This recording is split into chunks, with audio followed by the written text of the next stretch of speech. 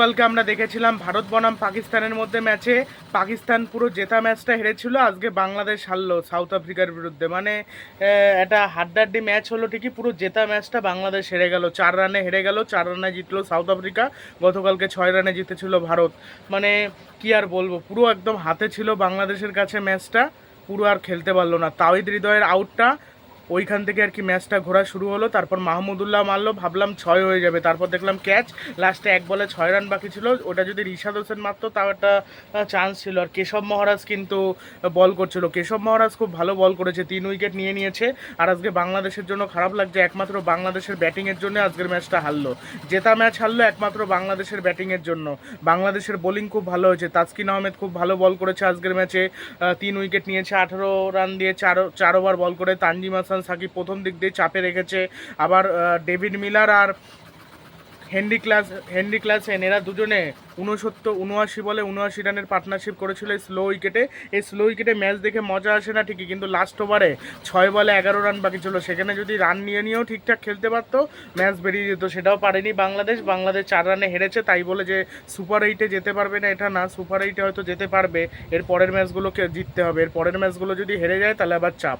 মানে কেশব মহারাজ খুব লাস্ট ওভারটা ভালো বল করেছে, আর বাংলাদেশ হেরে গেল। বাংলাদেশ কখনোই টি-20 ক্রিকেটেও সাউথ আফ্রিকাকে হারাতে পারেনি, ওয়ানডেতে না, মানে টি-20 ওয়ার্ল্ড কাপও হারাতে পারেনি। মানে 3বার এই নিয়ে 4বার মোকাবিলা হলো, 4বারই হেরেছে বাংলাদেশের পুরো জেতা ম্যাচটা ছিল 114 রান, তারা চেস করতে পারলো না। বাংলাদেশ হয়তো ভেবেছিল মাহমুদুল্লাহ সেই অবধি জেতাবে, এই জন্য সবাই আশা করে বসেছিল, কিন্তু জেতাতে পারেনি। মাহমুদুল্লাহ জেতাবে কি করে, রোজ রোজ জেতানো সম্ভব না। ওই তাওহিদ হৃদয়ের আউটটা 35 বলে বোধহয় 37 রান করেছে, 2খানা 4 2খানা 6। ওই একটা প্লেয়ারই অপ্রতিরোধ ব্যাটিং করছিল। আর লিটন দাস আর কতদিন ব্যর্থ হবে, আর কি বলবো, লিটন দাসের কথা রোজ রোজ বলতে আর ভালো লাগে না। লিটন দাস লাগাতার ব্যর্থ হয়, আজকেও খেলতে পারিনি। তানজিম হাসান তামিম খেলতে পারিনি, সাকিব আল হাসান ফ্লপ, সাকিব আল হাসান একদম ফর্মে নেই।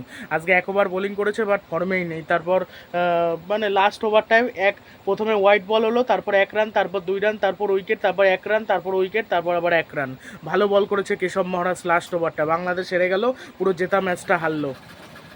মানে আমি ভেবেছিলাম হয়তো বাংলাদেশ জিতেই যাবে, কেন পুরো জেতা ম্যাচটা ছিল তো। এত কম রানও যদি চেস করতে না পারে তাহলে আর কিছু বলার নেই। তাহলে ওয়েস্ট ইন্ডিজে বড় রান চেস করবে কি করে? এটা যদি ব্যাটিং উইকেট হতো, সাউথ আফ্রিকা এখানে 180-85 রান করতো, সেই রানও করতে পারতো নাকি সন্দেহ আছে। আর মানে পুরো কেশব মহারাজ আগের দিন, মানে গতকালকে জাসপ্রীত বুমরা একাই ম্যাচ ঘুরিয়ে দিয়েছিল, আর আজকে লাস্ট ওভারে ম্যাচ ঘুরিয়ে দিল কেশব মহারাজ। এর আগে তো ভালো বলও করেছিল, অসাধারণ লাগলো। সাউথ আফ্রিকা কংগ্রাচুলেশন, অভিনন্দন অনেক জেতার জন্য। তারা 3টে জিতে প্রায় সুপার 8-এ চলে গেলই বলতে গেলে। আর বাংলাদেশের একটা হারাতে চাপে পড়ে গেল, বাকি ম্যাচগুলো যদি হেরে যায় তাহলে আবার সুপার 8-এ যেতেও পারবেন। এরমভাবে খেলতে থাকলে এরকমই হবে।